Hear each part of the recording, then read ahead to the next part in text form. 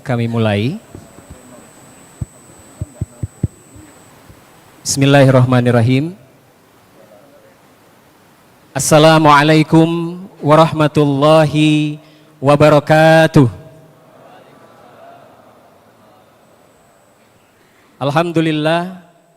Alhamdulillahillazi anzala ala abdihil kitaba wa lam yaj'al lahu iwaja qayyiman liyunzira ba'san syadidan min ladunhu wa yubashshiral mu'minina alladzina ya'maluna shalihat anna lahum ajran hasana.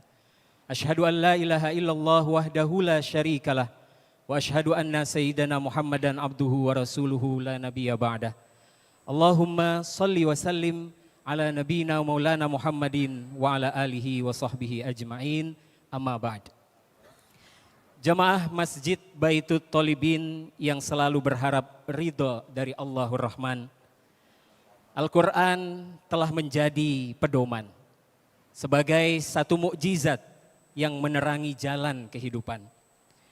Maka sudah sepantasnya kita selalu ingat masa-masa turunnya Al-Quran, agar setiap langkah dalam kehidupan selalu diberi petunjuk untuk mendapat keselamatan.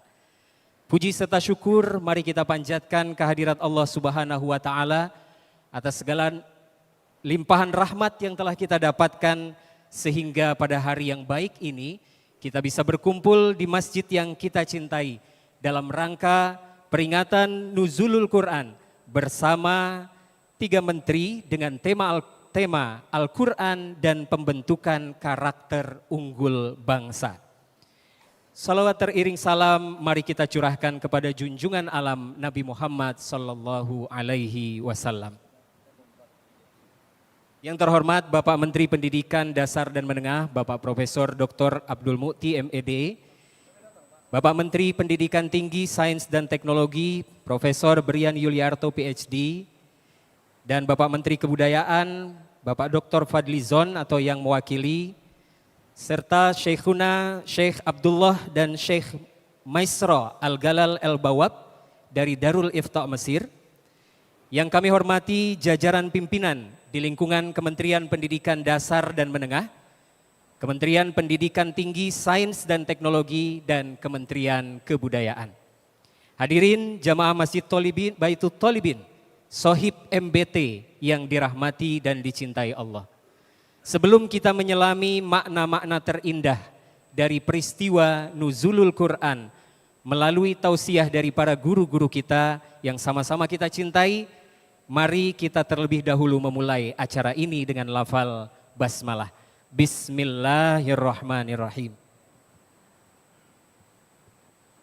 Hadirin Sohib MBT yang dirahmati Allah, marilah kita dengarkan secara khusyuk lantunan ayat-ayat suci Al-Quran yang akan dibawakan oleh Qori Ustadz Wildan Alwi dari Perguruan Tinggi Ilmu Al-Quran Jakarta. Surah yang akan dibacakan adalah Quran Surah Al-Baqarah ayat 185 sampai 186. Kepada Ustadz Wildan kami silakan.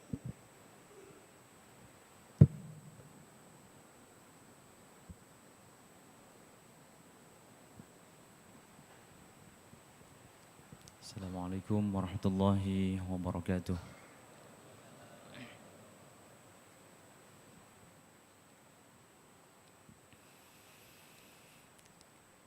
A'udzu billahi minasy syaithanir rajim.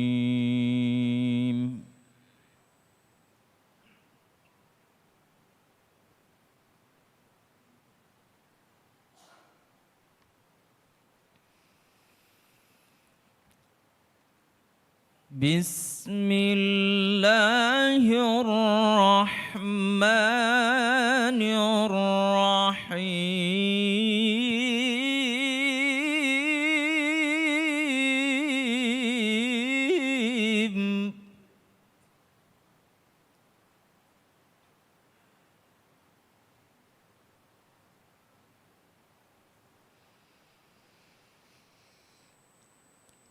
شهر رمضان الذي أنزل فيه القرآن هدى للناس وبينات من الهدى والفرقان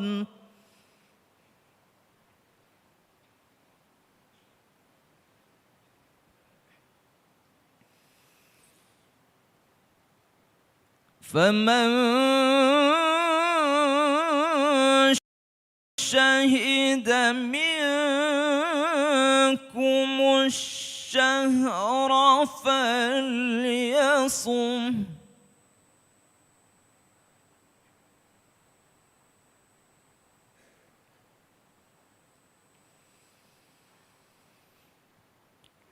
ومن كان مريضا أو على سفر فعدة من أيام أخر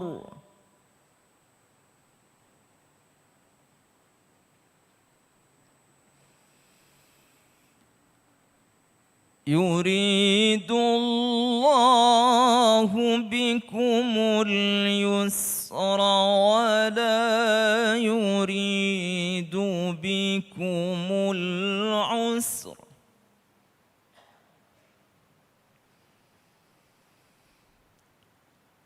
ولتكملوا العدة ولتكبروا الله على ما هداكم ولعلكم تشكرون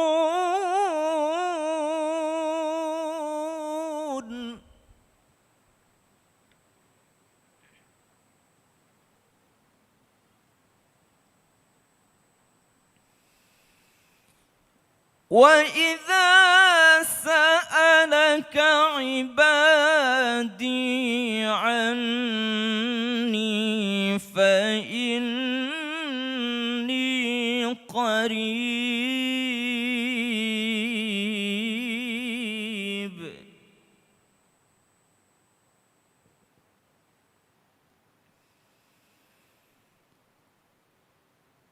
أجيب دعوة الداع إذا دعاني فليستجيبوا لي وليؤمنوا بي لعلهم يرشدون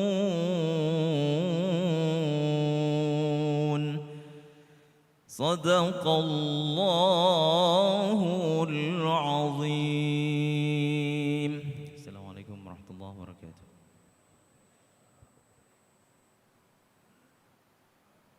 Shadaqallahul azim. Demikianlah tadi indah dan agungnya ayat Al-Quran yang telah dilantunkan.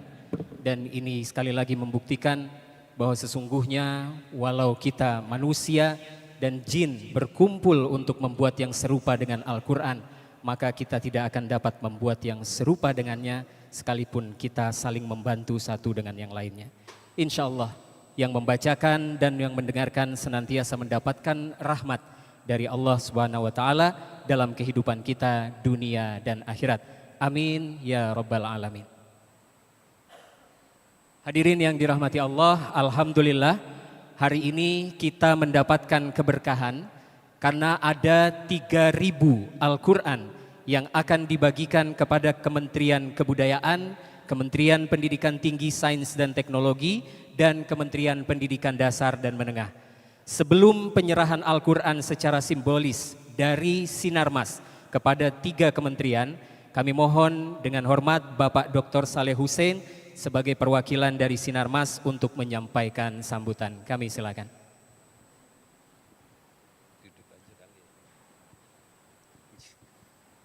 Bismillahirrahmanirrahim. Ya.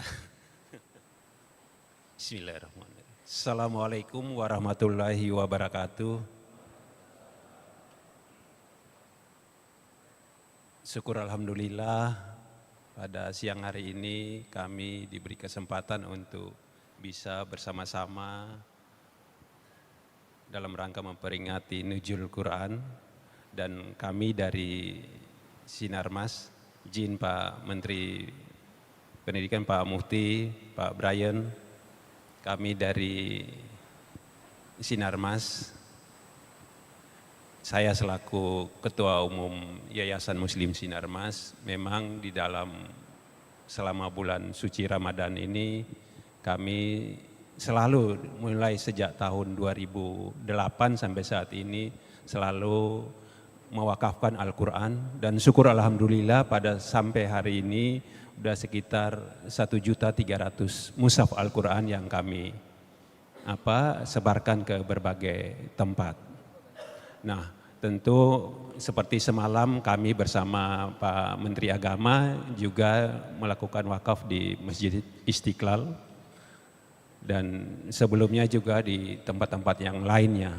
Nah, memang selain itu juga kami bekerja sama dengan TNI Angkatan Laut untuk menitipkan melalui kapal-kapal perangnya agar Al-Quran yang kami titipkan itu bisa sampai kepada masjid-masjid maupun musola yang ada di pulau-pulau terluar.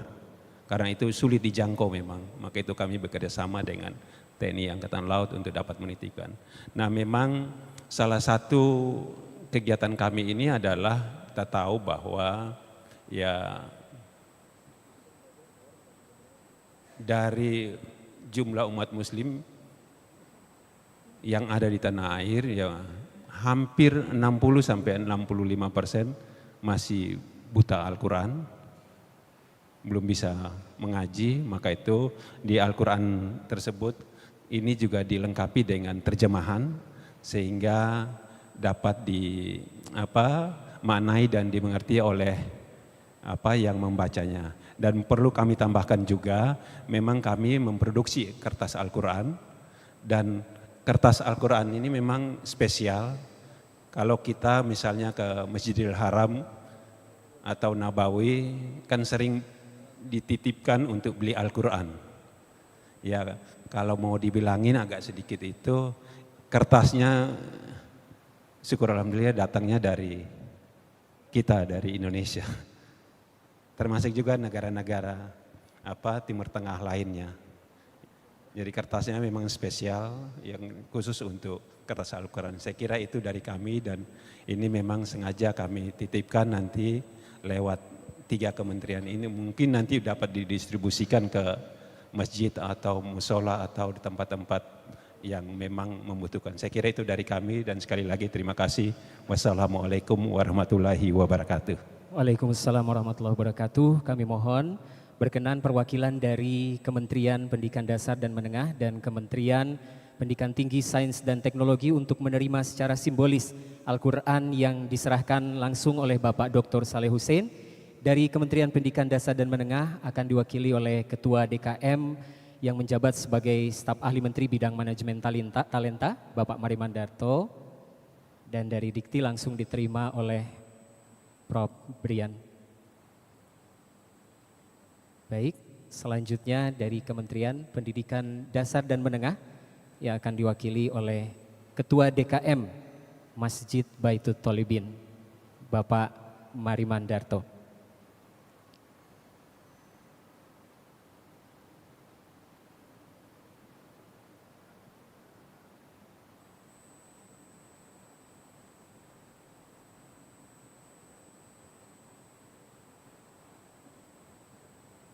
Baik, terima kasih Bapak Dr. Saleh Hussein atas wakaf Al-Quran yang dipersembahkan kepada 3 kementerian ini.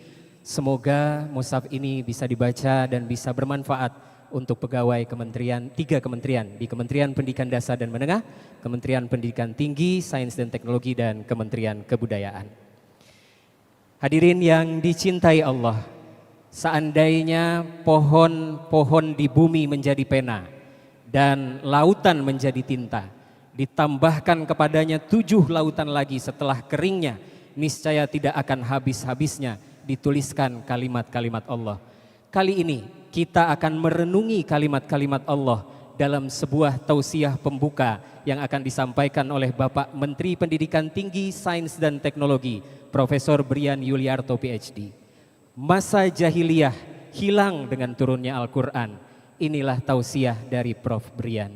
Kepada Bapak Menteri Pendidikan Tinggi kami silakan.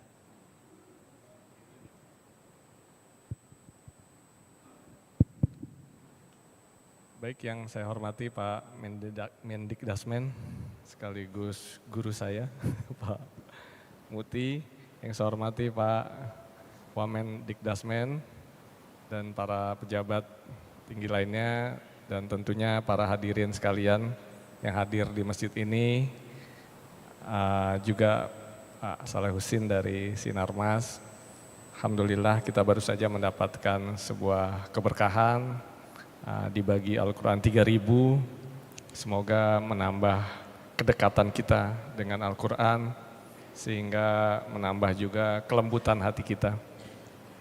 Assalamualaikum warahmatullahi wabarakatuh. Alhamdulillah, segala puji sama-sama kita panjatkan kehadirat Allah Subhanahu wa Ta'ala, karena pada siang hari ini, Ramadan hari ke-17 atau 18 ya, 17 ya, kita bisa berkumpul semua di ruangan ini. Semoga kita semua juga sudah membaca Al-Quran 17 juz, karena nanti targetnya targetnya khatam Quran. Semoga kita diberikan kekuatan untuk mendekatkan diri kepada Al-Quran sebagaimana Al-Quran diturunkan di bulan Ramadan ini. Bapak-bapak, ibu-ibu yang kami hormati, saya hanya sedikit saja, ini partai tambahan, partai utamanya nanti Pak Menteri Dikdasmen. Jadi sebagaimana kita pahami bersama bahwa bulan Ramadan ini adalah bulan di mana kita semua didorong untuk berbuat kebaikan kepada banyak orang, kepada sesama. Karena kita meyakini bahwa kalau kita berbuat kebaikan, sejatinya, sesungguhnya kita berbuat kebaikan untuk diri kita sendiri. Rasulullah SAW dalam suatu hadisnya mengatakan, nah ini mungkin sangat relevan ini kita sebagai pegawai atau pejabat atau staf di kementerian, 3 kementerian, kata Rasulullah, barang siapa yang memudahkan urusan orang lain, maka Allah akan memudahkan urusannya di dunia dan di akhirat. Ini hadis riwayat Muslim nomor 2699. Artinya apa? Kita ini kan pelayan sebenarnya ya. Namanya kalau di Inggris itu kan public servant, service servant ya, pelayan. PNS itu adalah pelayan. Memang tugas kita melayani masyarakat, begitu ya, melayani stakeholder kita yang di Dikdasmen, barangkali guru-guru, murid-murid, begitu. Jadi memang paradigma kita sebagai pelayan itu harus muncul. Tetapi jangan khawatir, sebenarnya pelayanan itulah yang membuat kita akan mendapatkan kebaikan. Kalau tadi Rasulullah SAW menyatakan, kalau kita memudahkan urusan orang lain, kalau kita bantu guru-guru, kemarin Pak Muti alhamdulillah meluncurkan transfer langsung begitu ya ke guru-guru, maka sebenarnya kita akan dimudahkan urusan kita di dunia dan di akhirat juga. Jadi kalau kadang-kadang kita ada masalah di dunia, ya, apakah masalah kita, masalah keluarga kita, masalah anak kita, jangan-jangan itu kita kurang berbuat baik di dalam memudahkan orang lain. Jadi jangan disalahkan kita, jangan salahkan orang lain, tetapi kita lihat kepada diri kita. Jangan-jangan memang kita masih ada yang belum kita berbuat kebaikan. Kemudian juga yang lainnya adalah juga di bulan Ramadan ini kita didorong itu adalah membantu orang lain dengan zakat, dengan sedekah, itu harus kita permudah, ringankan kita memberikan sedekah. Karena di dalam Islam Sedekah itu menambah kekayaan kita. Jadi di dalam hadisnya Rasulullah SAW pernah berkata, sedekah itu tidak akan mengurangi harta kita. Jadi Bapak Ibu jangan khawatir. Kalau kasih sedekah, bantu orang lain, kasih aja. Nah kadang-kadang kita terganggu ya dengan melihat, wah itu nanti kalau kita bantu itu di belakangnya bener nggak untuk dia gitu kan. Padahal itu bukan urusan kita. Urusan kita adalah kita bantu aja, kalau memang bantu kita bantu, nggak perlu kita ikhlaskan, kita bantu. Itu urusan pemerintah masalah membenahi tukang minta-minta dan sebagainya. Tetapi kita sedekah saja dan yakinlah itu akan menambah justru harta kita. Karena kita tidak akan berkurang. Kemudian juga di dalam hadisnya Rasulullah SAW yang lain menyatakan jangan meremehkan kebaikan sekecil apapun meskipun hanya dengan wajah berseri-seri saat bertemu orang lain, saat bertemu dengan kaum muslim yang lain. Jadi yang wajahnya masih kurang senyum silahkan ditambah senyumnya, jangan khawatir gitu. Biasanya kan kalau pimpinan itu pengen dianggap jadi galak dia gitu. Padahal justru senyum. Senyum itu pekerjaan mudah, nggak keluar uang, nggak keluar modal, tetapi pahala kebaikannya banyak. Jadi jangan-jangan orang senang karena kita senyum itu sudah bagus. Itu sudah membuat kebaikan namanya. Dan di dalam surat Al-Zalzalah kan juga dikatakan faman ya'mal misqala dzarratin khairan yarah. Kita berbuat kebajikan sekecil apapun itu akan kita membekas, akan ada balasannya gitu. Akan berbuah kebaikan kepada kita. Dan mungkin yang terakhir begitu ya, yang terakhir saya ada cerita sedikit penutup Pak Menteri, mohon izin. Saya pernah membaca satu cerita yang sangat menarik. Kalau Bapak Ibu pasti pernah umroh ya atau haji.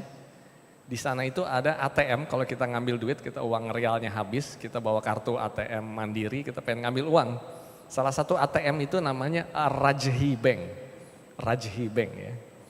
ATM Ar-Rajhi.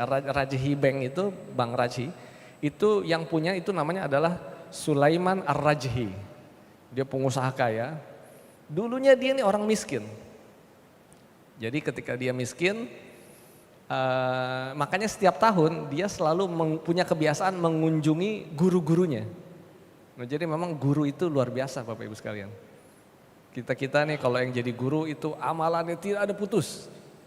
Jadi kalau orang beramal karena seseorang, maka amalnya dia yang termotivasi karena kita itu mengalir terus ke kita. Kita bisa bayangkan kalau kita guru, kalau kita dosen, kita mengajarkan setiap tahun 100 orang lulus, 10 tahun 1000 orang berbuat baik itu pahalanya kita kecipratan terus. Nah makanya Ar-Rajhi ini setiap tahun dia datang ke guru-gurunya. Satu saat dia datang, dia ingat ada guru SD-nya dia datangi. Dia datang ke sekolah, kemudian sekolah menjawab, Pak dia sudah pensiun. Oh sudah pensiun, mana minta alamat rumahnya. Akhirnya dikasih alamat rumah, dia pergi ke rumahnya. Masuk gang kecil begitu ya. Habisnya itu dia ketemu, kaget bapaknya udah tua, udah pensiun gitu. Anda kenapa datang? Saya kan siswanya Bapak dulu SD. Oh iya saya ingat. Masih ingat sama saya? Kata gurunya gitu. Iya masih dong Pak Guru, saya ingat. Kemudian setelah itu duduk, dia masuk ke dalam rumah. Ar-Rajhi ini bertanya ke gurunya, Pak Guru, dulu ingat nggak Bapak ngasih saya apa? Kata Ar-Rajhi ini. Kata gurunya, dia ingat-ingat. Apa ya? Saya nggak ngasih apa-apa kata gurunya. Coba Pak ingat-ingat lagi. Dulu saya dikasih loh sama Pak Guru. Gurunya inget-inget, nggak inget juga. Akhirnya Raji, dulu Bapak kasih saya 30 real. 30 real. Dulu pas lagi mau Dharma Wisata kata Araji. Gurunya ingat, oh iya betul saya kasih 30 real. Jadi dulu Araji ini saking miskinnya, ada jalan-jalan kelas, bayarnya 30 real. Dia nggak kuat bayar. Jadi gurunya, Pak Guru ini bilang, anak-anak besok paling lambat ya, siapa yang belum bayar? Ar-Rajhi doang tunjuk tangan. Ar-Rajhi besok paling lambat ya, kalau enggak boleh ikut. Ar-Rajhi ini karena miskinnya, bapak-bapak, ibu-ibu bisa bayangkan, anak kecil kelas 2 SD, mau jalan-jalan, nggak punya uang, gimana stresnya? Dia datang ke orang tuanya, Pak, Bu, minta uang 30 real buat jalan-jalan, semua sudah bayar, tinggal saya doang. Bapak ibunya cari-cari uang nggak ada, nak. Ngomong coba ke gurunya, belum ada uang, minta ditunda. Araji besok, Araji hari ini terakhir, bisa bayar nggak? Bayar dong, ini tinggal kamu yang belum bayar. Dia nggak bisa jawab. Gurunya kasihan. Nah ini hebatnya guru ini. Kalau saya kasih uang, kasihan dia, merasa terkucilkan. Gurunya bilang begini, anak-anak kita hari ini kuis, yang bisa jawab dapat 30 real. Nah dia tahu nih yang jawab nih Araji doang gitu. Dia kasih kuis, ditunjuk tangan, dia betul jawaban dikasih 30 real. 30 real tuh kali 4.000 berapa tuh? 120.000 kasih. Bapak ibu bisa bayangkan, anak kecil, mungkin dia udah gak bisa tidur berhari-hari, memikirkan uang 30 real, semua sudah hanya untuk jalan-jalan dharma wisata. Dikasih, dia langsung lari ke TU-nya untuk bayar. Girangnya minta ampun sampai dia menjadi pengusaha besar, dia masih ingat. Habis itu, Araci bilang, Pak Guru, saya mau balas budi Bapak, ayo kita makan di restoran. Wah, dijamu di restoran yang paling mewah, makan. Pak Guru, ikut yuk ke rumah saya, mau lihat nggak rumah saya kayak gimana? Oh mau dong, rumah orang paling kaya gitu kan, rumah orang kaya. Araci ini, Bapak Ibu sekalian, dia bangun komplek Rajhi Group di dekat Mekah juga. Dia bangun masjid, besarnya sama dengan Masjidil Haram.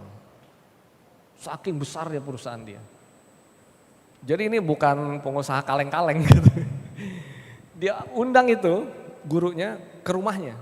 Ini salah satu rumah saya nih Pak Guru katanya. Wah bagus banget rumah kamu. Tunjukin masuk ke dalam kamarnya, ada mobilnya.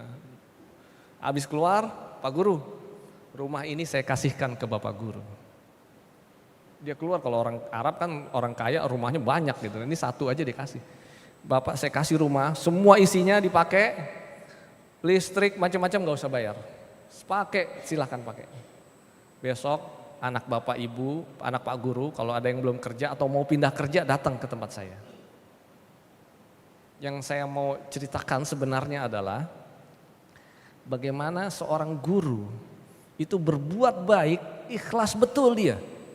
Dia bantu anak itu, anak kecil itu dia bantu dengan ikhlas. Dia nggak pikir apa-apa.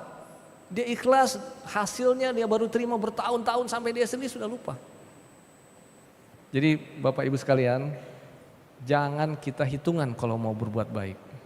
Allah pasti catat, jangan khawatir. Kalau kita nggak dapat dunia, kita dapat di akhirat. Jadi Bapak Ibu sekalian, kalau kita berbuat baik silahkan. Jangan hitungan. Insya Allah suatu saat Allah akan balas. Seperti Bapak Guru tadi. Dia sampai sudah lupa ditanya tadi, Bapak pernah kasih ke saya. Kasih apa? Saya nggak apa. Gitu. Itulah betapa ikhlasnya seorang guru, dan saya yakin juga banyak guru-guru kita akan seperti itu. Meskipun jangan ditunggu, nanti saya di rumah tungguin kapan orang alumni ngasih rumah ini. Gitu. Jangan ditungguin ada alumni yang ngasih rumah. Ikhlas saja. Itu mungkin yang dapat saya sampaikan sebagai pengingat buat saya pribadi, buat kita semua. Semoga Allah senantiasa membimbing kita untuk senantiasa berbuat kebaikan kepada sesama. Nasrun minallahi wa fatun qarib wa basyiril mu'minin. Billahi taufiq wal hidayah. Assalamualaikum warahmatullahi wabarakatuh.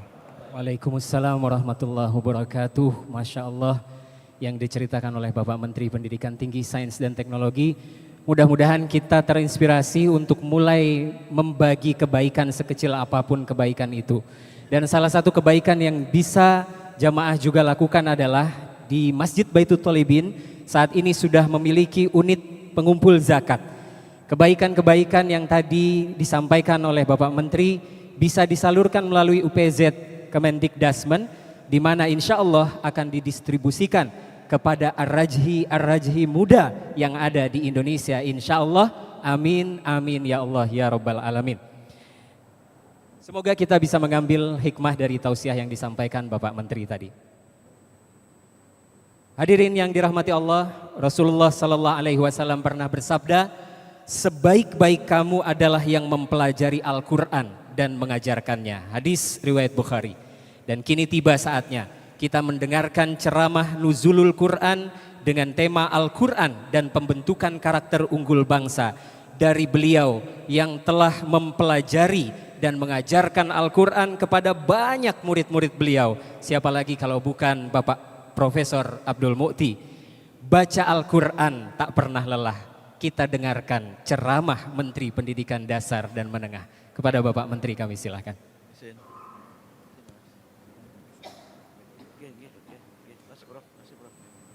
Terima kasih Prof. Brian.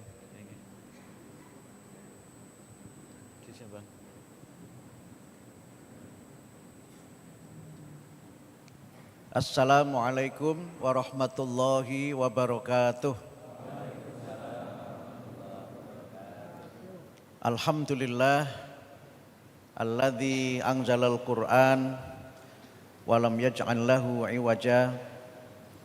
Wassalatu wassalamu ala Muhammadin nabiyil mustafa wa ala alihi wa sahbihi wa manittaba'al huda amma ba'd. Wa qala Allah Ta'ala fil Qur'anil Karim, a'udzu billahi minasyaitonir rajim. Syahrul Ramadan alladzi unzila fihil Qur'an hudal linnas wa bayyinatin minal huda wal furqan. Faman syahida minkumus syahra falyasum. Wa man kana maridhan aw ala safarin fa'iddatun min ayyamin ukhra. Yuridullahu bikumul yusra wala yuridu bikumul usra walitukmilul iddah walitukabbirullaha ala ma hadakum wala'allakum tashkurun. Shadaqallahul azim. Yang terhormat Bapak Wakil Menteri Pendidikan Dasar dan Menengah, bersama kita ada Bapak Atif Latiful Hayat dan Bapak Fajar Rizaul Haq, Bapak-bapak dan ibu-ibu, para pejabat eselon 1 di lingkungan Kementerian Pendidikan Dasar dan Menengah, Kementerian Dikti Saintek dan juga Kementerian Kebudayaan. Sahabat saya Pak Dr. Saleh Hussein dari Sinarmas. Sinarmas itu sinar yang terbuat dari emas. Dan juga tentu saja Bapak-bapak Ibu sekalian, wabil khusus dua tamu kita, Hunaka Azharoin, dua orang syekh dari Al-Azhar yang telah berbagi ilmu pada kesempatan bulan Ramadan ini. Beliau berdua adalah imam di Masjid Baitul Thalibin dan juga senantiasa memberikan pencerahan dengan tausiah agama. Dan kita beruntung karena tausiah fil lughatil arabiyyah. Jadi bisa dari sumber yang asli, dan mudah-mudahan nanti kalau tahun lagi beliau berdua ke sini ceramahnya sudah dalam bahasa Indonesia. Tentu kami perlu menyapa dan memberikan apresiasi kepada keluarga besar Kementerian Pendidikan Dasar dan Menengah yang mengikuti acara ini dari kantor UPT Kementerian Pendidikan Dasar dan Menengah di seluruh Indonesia, dan juga para pemirsa televisi Muhammadiyah yang menjadi mitra acara peringatan Nuzulul Quran ini. Saya tidak tahu berapa lama waktunya. Biasanya kalau saya ceramah tergantung dari SKS-nya. Kalau setara dengan mengajar di SMP ya 40 menit, kalau SMA 45 menit, kalau kuliah 100 menit. Dan karena itu maka mungkin tidak perlu terlalu lama, karena saya kira ceramah seperti ini sudah sangat banyak, dan saya khawatir ceramah saya ini juga bisa menimbulkan inflasi ceramah karena saking banyaknya ceramah. Tapi izinkan saya memenuhi amanat dari Takmir Masjid Baitul Thalibin, menyampaikan ceramah yang mudah-mudahan bermanfaat untuk saya pribadi dan untuk kita sekalian.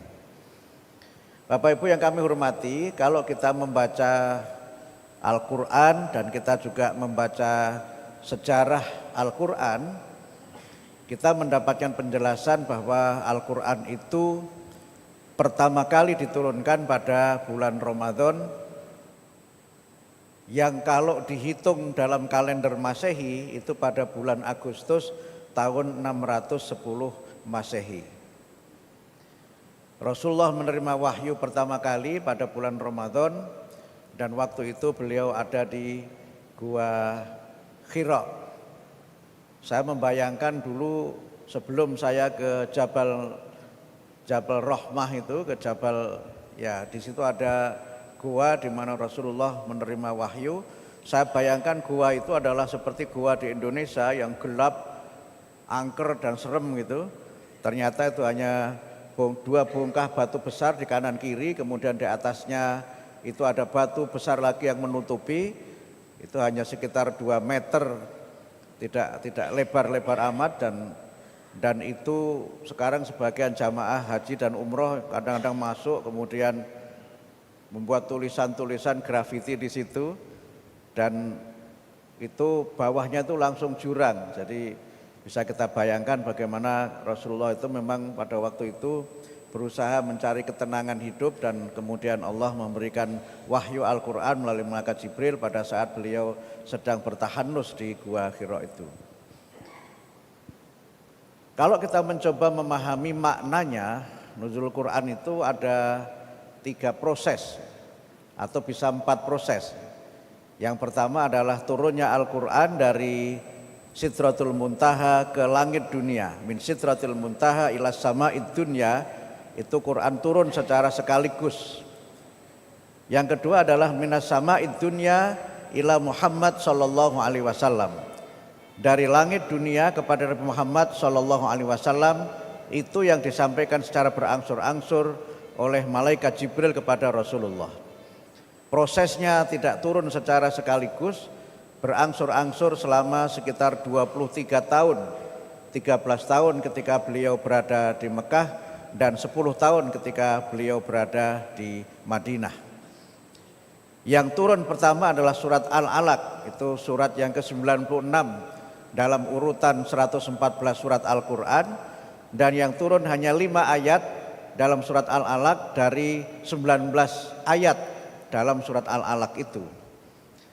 Nah, yang ketiga adalah turunnya Al-Quran yang ditandai oleh proses ketika Rasulullah menyampaikan Al-Quran itu kepada para sahabat. Rasulullah setiap menerima wahyu Al-Quran menyampaikan kepada para sahabat yang menyertai beliau dan menugaskan kepada para sahabat untuk menuliskan ayat Al-Quran itu dalam berbagai media yang ada dan dengan simbol-simbol tulisan yang mereka bisa buat untuk membantu mereka menghafal dengan sebaik-baiknya. Nah, yang keempat adalah proses di mana para sahabat itu mengajarkan Al-Quran yang diterima dari Rasulullah kepada sahabat lain yang tidak mendengar langsung dari Rasulullah. Nah, proses ini kalau kita menggunakan pendekatan belajar itu disebut dengan peer teaching atau reciprocal teaching, di mana para sahabat itu mengajar bersama para sahabat atau saling timbal balik mengoreksi bacaan-bacaan yang didengar dari Rasulullah dan kemudian mereka menghafalnya, dan itu menjadi bagian awal dari proses yang kita sebut dengan proses tradisi baru yang kemudian learning circle atau halaqatul ilmiyah, yang di situ para sahabat mengajarkan Al-Quran kepada sahabat yang lainnya, dan juga Rasulullah memberikan jawaban dan juga memberikan penjelasan ketika ada pertanyaan dari para sahabat, apa makna dari ayat yang beliau sampaikan kepada para sahabat. Tradition of learning ini menjadi bagian penting yang merubah tradisi masyarakat pada waktu itu. Masyarakat Arab itu memiliki tradisi yang kuat dengan tradisi lisan. Dalam tradisi lisan, mereka itu masyarakat yang pandai membuat puisi, membuat syair-syair, terutama puisi dan syair-syair yang berkaitan dengan glorifikasi atau kebanggaan terhadap suku-suku mereka, kabilah mereka. Nah, karena itu maka Quran dengan wahyu yang disampaikan oleh Rasulullah kepada para sahabat itu merubah tradisi lisan menjadi tradisi tulisan dan merubah tradisi berbicara ke dalam tradisi membaca. Inilah yang saya kira menjadi bagian penting dari bagaimana kita membangun tradisi ilmu dengan membaca dan dengan menulis. Sehingga perintah pertama pun yang diterima Rasulullah adalah perintah membaca.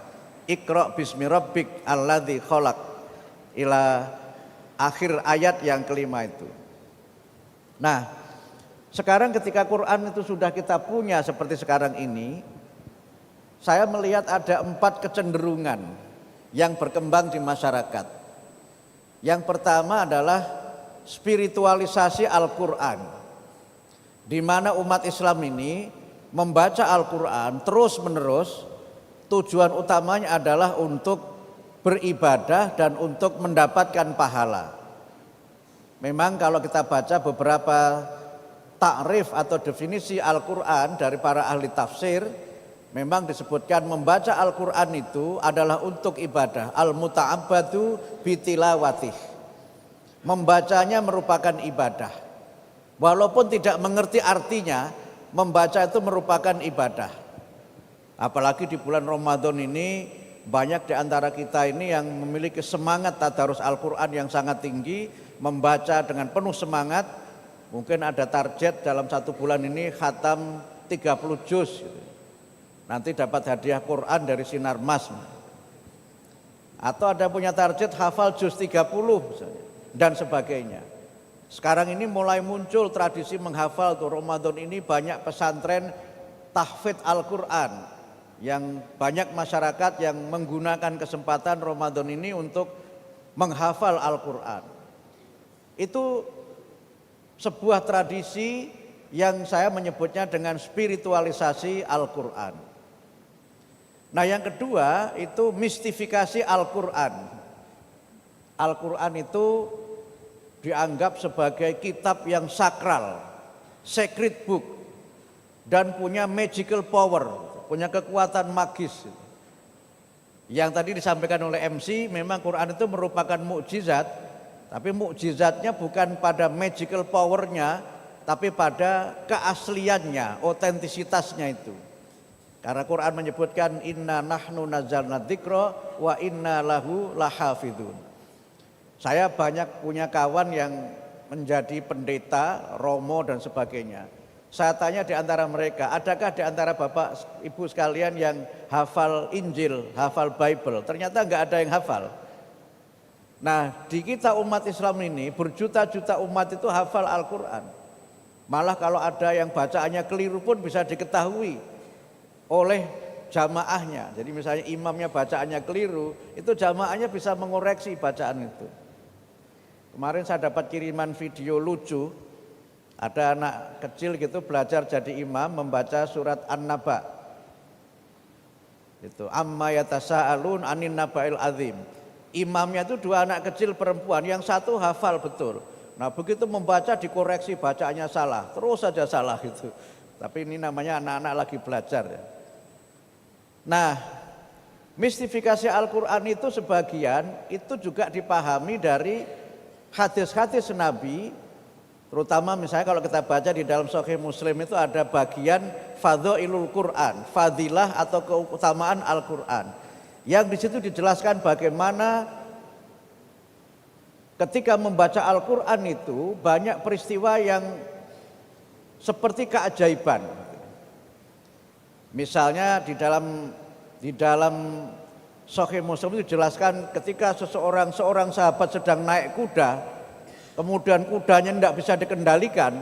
Nah, sahabat itu membaca beberapa ayat Al-Quran yang dengan itu kudanya menjadi tenang.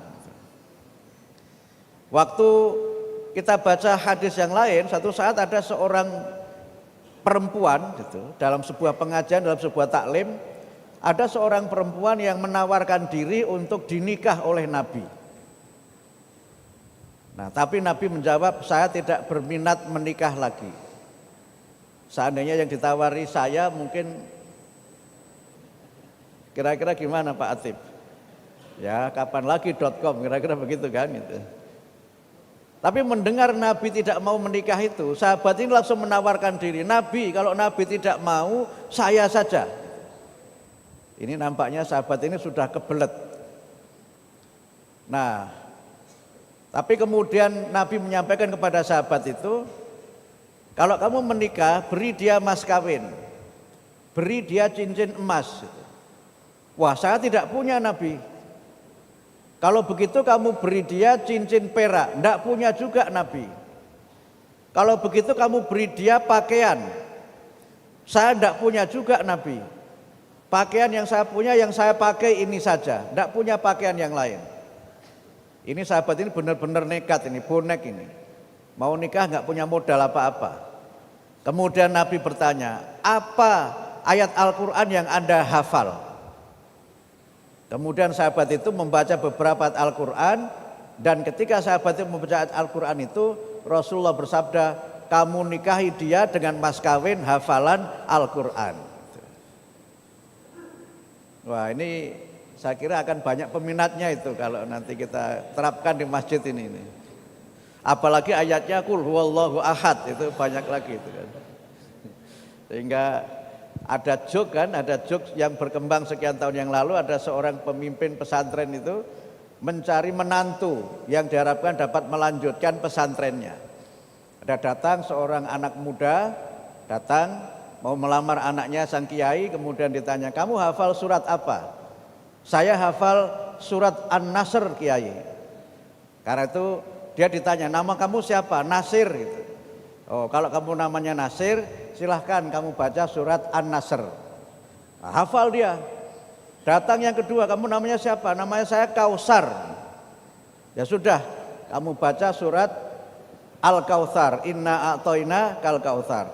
Nah, calon yang ketiga mulai pucet. Karena ternyata ngetesnya pakai hafalan surat yang mirip namanya. Akhirnya kemudian yang ketiga ini ditanya, kamu namanya siapa? Nama saya Ali Imron Kiai. Tapi saya biasa dipanggil Anas. Gitu. Gimana Ali Imron kok jadi Anas itu gitu. Akhirnya kemudian dia diminta membaca Qul a'udzu birabbin nas ini. Nah, makanya kalau punya nama itu jangan susah-susah gitu. Supaya nanti kalau ada tes itu tidak dites membaca yang panjang-panjang gitu. Nah, waktu saya di kampung dulu itu, kalau pulang ngaji gelap itu kan belum ada listrik masalah. Itu kan pulang malam gelap takut hantu gitu. Diajari sama kiai saya, udah kamu baca saja summum bukmun umyum fahum layar jiun gitu. Jadi baca ayat itu untuk ngusir setan. Tapi pernah ayat itu saya terapkan, saya itu kan paling takut anjingnya. Bukan karena najisnya, tapi juga karena memang saya takut anjing itu. Nah begitu ada anjing saya baca summum bukmun umyum, anjingnya masih menggonggong. Mungkin karena anjingnya nggak paham kali dengan ayat itu ya. Nah, mistifikasi Al-Quran itu juga sering dipakai orang kalau mencari jabatan itu baca ayat tertentu gitu. Kalau pengen jadi anggota DPR baca ayat kursi. Nah, supaya dapat kursi gitu, supaya dapat kursi. Di Quran itu lafadz kursi hanya disebutkan 2 kali. 1 kali ayat kursi di dalam surat Al-Baqarah itu, dan 1 kali kursinya Nabi Sulaiman. Nabi Sulaiman duduk di kursi dan tidak ada yang tahu beliau itu meninggal di kursi sampai kursinya itu dimakan rayap, baru tahu kalau beliau itu meninggal karena kursinya dimakan rayap. Kalau misalnya pengen punya pengen punya kekayaan begitu, kira-kira ayatnya yang dibaca apa? Apa Pak Saleh? Apa Pak? Mungkin Al-Baqarah supaya dapat sapi gitu. Nah itu mistifikasi. Nah yang ketiga itu kecenderungan rasionalisasi. Ini sudah agak ilmiah ini. Jadi Al-Quran coba dijelaskan dengan bahasa-bahasa ilmiah gitu. Dengan penjelasan-penjelasan ilmiah. Yang kadang-kadang itu bisa tepat, bisa juga tidak. Karena Al-Quran itu bukan kitab ilmu, tetapi Al-Quran itu adalah kitab yang mendorong manusia untuk mengembangkan ilmu. Orang kadang-kadang agak memaksa misalnya, itu mencari landasan-landasan ayat Al-Quran untuk pengembangan ilmu tertentu. Misalnya kalau tambang gitu, tambang itu ayatnya surat Al-Hadid gitu misalnya. Karena itu jelaskan tentang besi. Dan di dalam surat Al-Hadid itu jelaskan bagaimana Allah itu menganugerahkan kepada manusia besi yang manusia dengan itu bisa mendapatkan rezeki dan membangun bangunan yang kokoh. Tetapi kalau ini terus dilakukan, maka itu bisa misleading, bisa menyimpang. Sekali lagi karena Quran itu bukan kitab ilmu, bukan buku ilmiah. Tetapi Quran itu memerintahkan kita untuk bersikap ilmiah. Di antara ciri sikap ilmiah itu adalah tidak mengikuti sesuatu yang kita tidak punya dasar ilmu. Wala taqfu ma laisa laka bihi ilmun. Kamu jangan mengikuti sesuatu yang kamu tidak punya ilmunya. Quran itu melarang kita untuk menjadi manusia yang ceroboh dalam sikap dan perilakunya. Sehingga karena itu maka dengan kita membaca Al-Quran, maka inspirasi-inspirasi itu tumbuh dan berkembang karena kita mengamalkan perintah Al-Quran untuk mengamati alam semesta, mengamati berbagai peristiwa, bahkan berkaca pada diri kita sendiri. Misal di dalam Quran itu disebutkan sanurihim ayatina fil afaqi wa fi anfusihim hatta yatabayyana lahum annahul haq. Akan aku perlihatkan kepada kamu sekalian ayat-ayatku yang ada di cakrawala dan yang ada dalam diri mereka sendiri, sehingga mereka dengan mengamati itu, memikirkan itu, mereka sadar betul bahwa Quran itu adalah benar.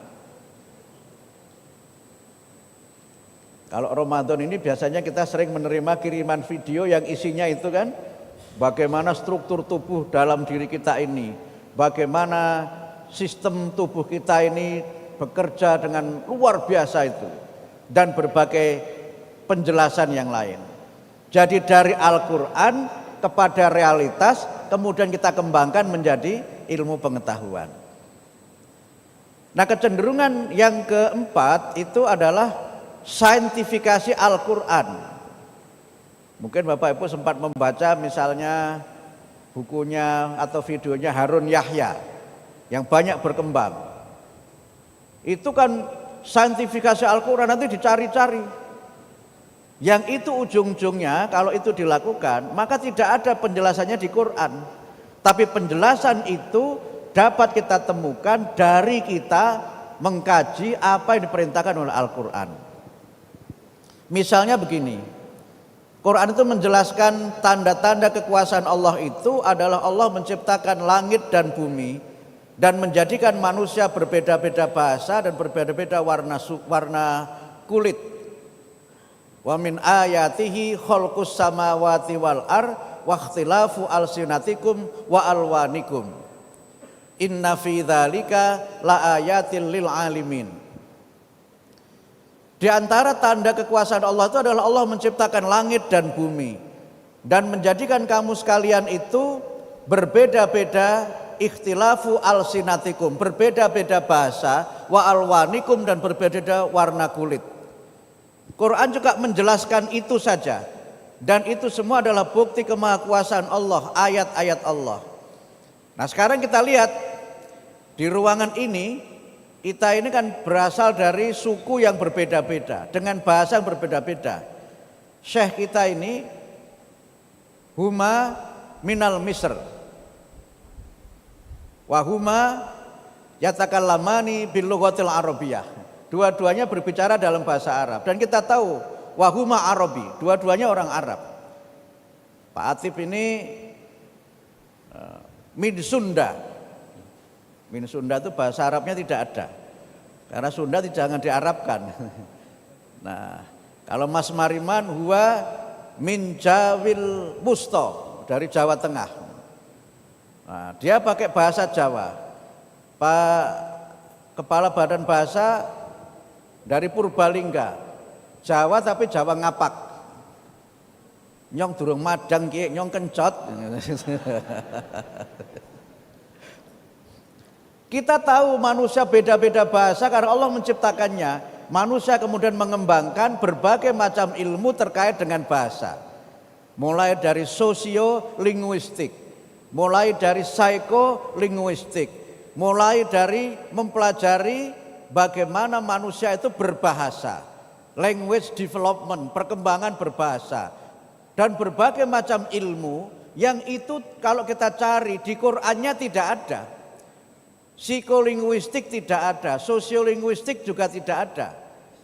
Quran mengatakan manusia beda-beda bahasa. Sehingga kemudian di Indonesia ini, saya baru tahu itu, ternyata ada berapa Pak? 718 bahasa daerah di Indonesia. Itu saya kira negara yang punya bahasa daerah terbanyak sedunia. Yang masing-masing daerah itu memiliki bahasanya, terutama di Indonesia Timur itu luar biasa. Lalu manusia kemudian mempelajari bagaimana bahasa itu dikembangkan. Bagaimana bahasa itu digunakan.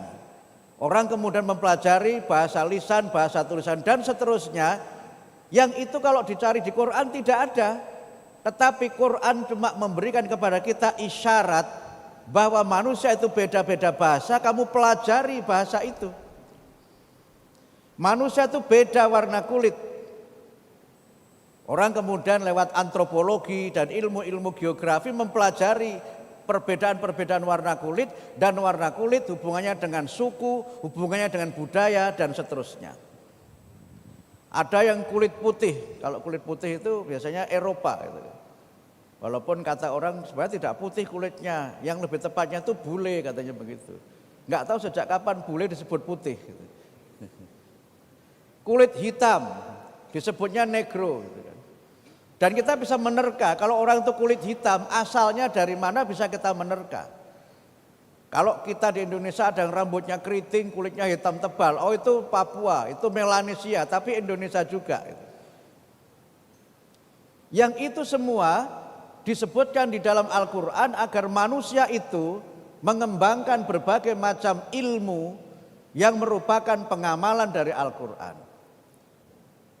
Nah, oleh karena itu maka saintifikasi Al-Quran itu sesuatu yang berkembang, tetapi Al-Quran sekali lagi bukan kitab ilmu, tapi kitab yang mendorong kita untuk mengembangkan ilmu. Lalu apa yang bisa kita lakukan sekarang ini dan apa tujuan Al-Quran diturunkan? Nah, saya dalam minggu-minggu ini saya sering sekali mengutip Qurtubi.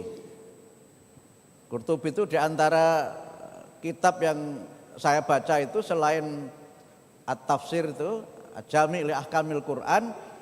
Saya pekan-pekan ini banyak membaca kitabnya Qurtubi itu At-Tidhkar min Afdholil Adhkar. Itu kitab yang isinya itu zikir-zikir yang ditulis oleh Qurtubi, baik zikir dari Al-Quran maupun zikir dari hadis Nabi. Di bagian awal itu Qurtubi menyebutkan Quran itu memiliki 50 nama. Yang 50 nama itu disebutkan di dalam Al-Quran itu sendiri. Dan ada 4 atau 6 nama dari Al-Quran itu yang ada dalam hadis-hadis Nabi. Nama-nama Al-Quran itu menunjukkan manfaat dan makna Al-Quran bagi kita yang membacanya. Yang paling banyak adalah Al-Quran. Yang Al-Quran itu artinya bacaan yang sempurna. Dan wahyu Al-Quran itu diterima Rasulullah dalam bentuk bacaan, bukan dalam bentuk tulisan. Sering disebut sebagai verbatim revelation. Wahyu yang didiktekan dengan sangat teliti, dengan sangat cermat. Dan kemudian dibuat tulisan itu belakangan. Mulainya dari Abul Aswad Ad-Duwali, seterusnya sampai kita punya khot atau tulisan Al-Quran atau Rosmul Quran seperti yang ada sekarang ini.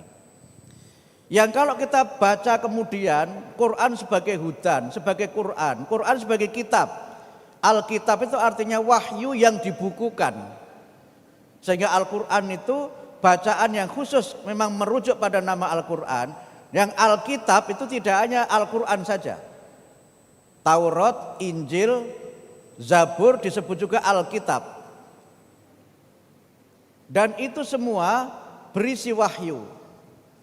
Quran disebut sebagai hudan, sebagai petunjuk, sebagai syifa, sebagai obat, sebagai furqan, dan berbagai nama yang lain yang tujuannya adalah untuk menjadikan manusia itu sebagai manusia yang berakhlak mulia. Saya mengutip Fazlur Rahman, dia menyebut the main mission of the Quran is to guide moral conduct, untuk menuntun manusia sehingga mereka itu memiliki akhlak yang mulia, akhlak yang utama. Dan oleh karena itu maka kalau kita membaca Al-Quran, pesan-pesannya itu selalu berkaitan dengan bagaimana kita ini bertauhid kepada Allah, beribadah.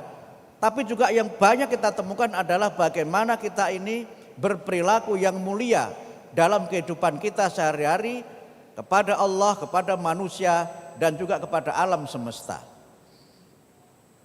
Karena itu maka Quran itu menuntun manusia kepada kehidupan yang damai, ila daris salam, kepada kehidupan yang damai. Quran itu menuntun kita supaya berperilaku yang benar, berbuat ihsan. Di dalam surat Al-Isra bisa disebutkan wa qadha rabbuka alla ta'budu illa iyyah wa bil walidaini ihsana.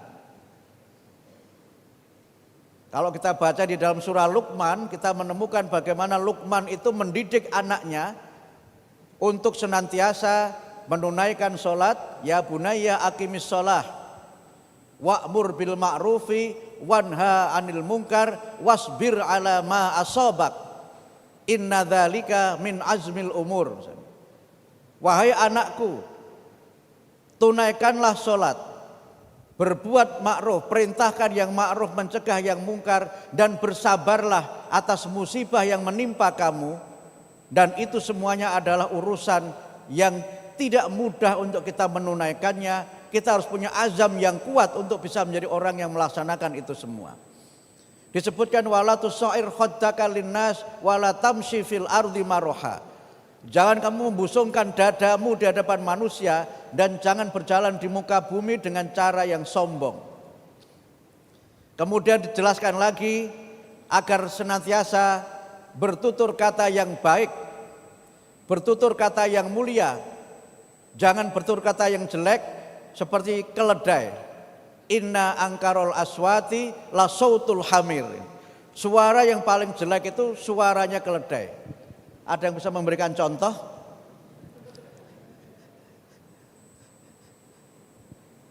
Karena itu manusia itu suaranya harus enak didengar. Quran ketika bicara mengenai kata-kata itu paling tidak ada 5. Pertama itu qaulan karima, qaulan sakila, qaulan sadida, qaulan ma'rufa. Kemudian qaulan maisura. Terima kasih tambahannya Pak Atib. Itu semuanya menunjukkan bertutur kata yang baik yang menyenangkan orang. Kalau orang tutur katanya baik, itu dompet isi berapapun itu bisa dikasih. Makanya banyak penipu itu belajar bagaimana meluluhkan hati calon korbannya itu. Karena kalau orang itu sudah kena rayuan, itu jangankan kok dompet. Yang lebih mahal dari itu apa Bang Saleh? Misalnya. Tetapi bukan untuk itu tujuannya. Qaulal layyina, bertutur kata yang lembut. Qaulan karima, bertutur kata yang mulia. Qaulan sadida, bertutur kata yang benar. Qaulan sakila, kalau ngomong itu yang penting-penting. Karena ada orang yang kalau ngomong itu tidak penting. Bilangnya kadang-kadang, ini penting loh ya, tolong dengarkan. Ketika didengarkan, pentingnya di mana? Enggak ada juga. Sehingga Nabi itu mengajari kita fal yakul khairon auliyasmud. Bertutur kata yang baik atau diam saja. Banyak masalah itu timbul dari kata-kata yang menyakiti hati orang lain. Sampai karena merasa disakiti membakar 3 gerbong kereta api misalnya. Misalnya gitu kan. Karena merasa dihina kemudian melakukan tindakan kriminal. Karena itu maka Quran memberikan kepada kita tuntunan moral. agar kita ini senantiasa bertutur kata yang baik. Quran mengajari kita untuk jujur. Untuk jujur. Jujur dalam berkata, jujur dalam berbuat, jujur dalam menakar, jujur dalam menimbang. Terima kasih diingatkan oleh protokol, mic-nya disuruh mendekatkan. Jadi sekarang saya punya mirror namanya protokol. Termasuk kalau sudah ceramah lama sebentar lagi dia jempol begini. Jempol itu maknanya dua. Yang pertama ceramahnya bagus, yang kedua waktunya habis. Jadi saya harus memahami itu, isyarah dari protokol itu. Sampai mana tadi saya itu? Sampai jujur itu. Sehingga Quran menyebutkan wazinu bil qistosil mustaqim. Timbanglah dengan timbangan yang lurus. Jangan curang. Sampai kita dikritik, wailul lil mutaffifin alladzina idza talu 'alan nasi yastaufun wa idza kaluhum aw wazanuhum yukhsirun. Celaka orang yang curang kalau dia itu menimbang. Kalau dia nimbang untuk dirinya, dia jegrekkan supaya isinya banyak. Kalau nimbang untuk orang lain, dia kurangi timbangan itu. Dibilangnya minyaknya 1 liter, ternyata berapa mili gitu. Dibilangnya ini 1 kilo, ternyata. Nah, jadi perilaku seperti ini itu sudah ada dari zaman Nabi. Sudah ada. Kalau beli sesuatu yang second hand gitu, yang second hand, itu kan kalau misalnya beli radio, kemudian ada sedikit retak itu, nanti dibilang, Pak ini kayaknya ini retak ini Pak, enggak itu cuma gores gitu, padahal benar-benar retak. Saya pernah beli ayam di salah satu pasar di Pamulang. Ayamnya tuh ngelentrek gitu, lemes gitu. Pak ini ayamnya sakit ya? Enggak Pak, itu ayam yang biasa tidur di pohon. Jadi dia sekarang masih ngantuk Pak gitu. Saya percaya saja. Saya beli ayam itu, ternyata dia tidak tidur di pohon, besoknya mati ayam itu. Akhirnya kemudian kalau mungkin kira-kira dia saya tanya, Bapak bilang ayamnya ngantuk ternyata sakit. Ya Pak, ayam sorry kata begitu. Ayam sorry gitu.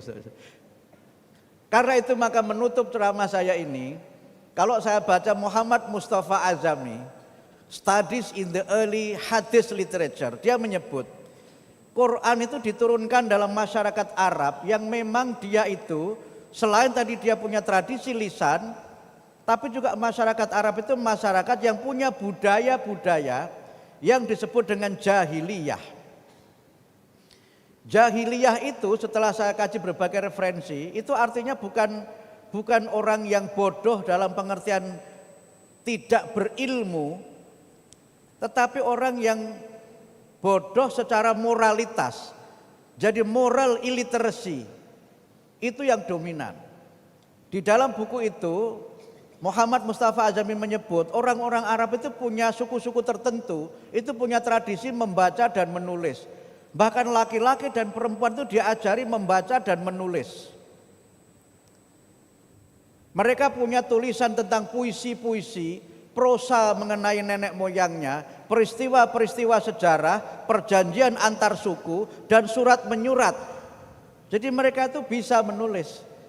Sehingga al-um atau ummi itu artinya bukan buta aksara secara keseluruhan, tetapi bisa membaca tetapi tidak pandai membaca. Bisa menulis tetapi tidak pandai menulis. Maksudnya apa? Bisa membaca itu kalau diberi teks, dia bisa baca teks itu, tapi ketika ditanya isinya apa, dia tidak paham isinya. Dia bisa menulis, tetapi tulisannya itu enggak logis, tidak menggambarkan alur berpikir, tidak menggambarkan logika yang dengan itu tulisannya bisa dipahami. Nah yang parah itu adalah akhlaknya. Misalnya merendahkan perempuan dan menganggap perempuan itu sebagai makhluk yang menyebabkan suatu suku itu menjadi terhina. Sehingga mereka punya tradisi kalau ada perempuan melahirkan, ada ibu melahirkan anak perempuan, maka anak itu dikubur hidup-hidup karena mereka merasa malu memiliki anak perempuan. Masyarakat yang untuk mendapatkan kekuasaan menggunakan cara kekerasan, sehingga perang antar suku, tribal war itu terus-menerus terjadi. Masyarakat yang merasa hebat itu karena kekayaan yang dimiliki, bukan karena akhlaknya. Masyarakat yang merasa hebat karena silsilah keluarganya, sehingga mereka itu sibuk ngurusin nasab. Karena memang kadang-kadang nasab itu menentukan nasib. Sehingga kalau saya itu boleh memilih, saya tuh ingin berbadan tinggi kayak Syekh dari Mesir ini, kulitnya putih, hidungnya mancung, namanya saya ganti dengan Habib Syekh Abdul Mukti gitu. Tapi ternyata saya lahir dengan ukuran seperti ini. Karena itu maka Quran menggeser moralitas yang seperti itu, primordialisme sempit seperti itu, dengan mendorong manusia untuk berilmu, mendorong manusia untuk berprestasi. Sehingga manusia yang mulia itu bukan mereka yang punya harta yang berlimpah, tetapi mereka yang paling bertakwa. Inna akramakum indallahi atqakum. Supremasi suatu bangsa tidak ditentukan oleh warna kulitnya, tapi ditentukan oleh iman dan ilmunya. Sehingga Quran menyebut yarfa'illahu alladhina amanu minkum walladhina utul ilma darajat. Allah benar-benar akan mengangkat derajat bangsa-bangsa yang beriman dan berilmu pengetahuan yang tinggi. Sehingga disitulah kemudian kita menemukan di dalam Al-Quran, saya mengutip dari Abdurrahman Saleh Abdullah itu, Educational Theory Quranic Outlook, dia menyebut 2% ayat Al-Quran itu bicara tentang ilmu. Dan 2 surat yang turun pertama, dua-duanya bicara ilmu. Al-Alaq 1 sampai dengan 5 dan Al-Qalam. Nun wal qalami wa ma yasturun. Nun dan demi pena serta apa yang mereka tulis dengan pena itu. Kemudian mendorong manusia untuk memiliki tradisi menulis. Kalau ada perjanjian itu buat dokumen. Idza tadayantum bidainin ila ajalin musamman faktubuh. Kalau ada perjanjian buat dokumen yang tertulis. Jangan hanya diingat dalam kepala saja. Buat dokumen tertulis. Karena kita buat perjanjian itu untuk batas waktu yang tidak ditentukan. Inilah yang diletakkan oleh Al-Quran. Bagaimana kita itu diberikan oleh Allah tuntunan agar menjadi manusia pembelajar, manusia yang senantiasa meningkatkan kualitas diri kita, memiliki ilmu yang tinggi, tapi juga akhlak yang mulia. Mudah-mudahan bulan Ramadan ini menjadi momentum untuk kita semua senantiasa mengamalkan Al-Quran, membacanya, dan kemudian menjadikannya sebagai suluh hati kita, sebagai penerang di tengah gulita. Mudah-mudahan Ramadan ini menjadi bulan di mana kita berusaha meningkatkan pemahaman kita atas ayat-ayat Al-Quran dan berusaha untuk menjadikan Al-Quran itu sebagai inspirasi untuk mengembangkan ilmu, untuk menciptakan kebaikan-kebaikan dalam kehidupan di masyarakat dan menciptakan keunggulan-keunggulan dalam berbagai bidang kehidupan. Inilah menurut saya nuzulul Quran yang kita perlukan, inilah yang perlu menjadi bagian dari agenda kita setelah kita memperingati nuzulul Quran ini.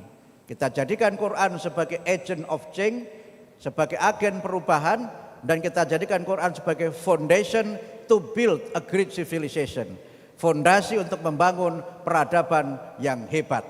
Saya kira demikian dapat kami sampaikan. Mohon maaf atas segala kekurangan, kekhilafan dan tutur kata yang tidak berkenan. Nasrum minallah wa fathun qarib wa basyiril mu'minin.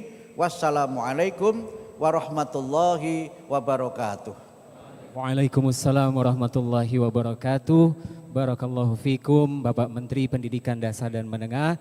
Terima kasih atas ilmu yang telah disampaikan. Semoga kita betul-betul bisa berakhlak dengan akhlak Al-Quran sehingga sesuai dengan tema hari ini.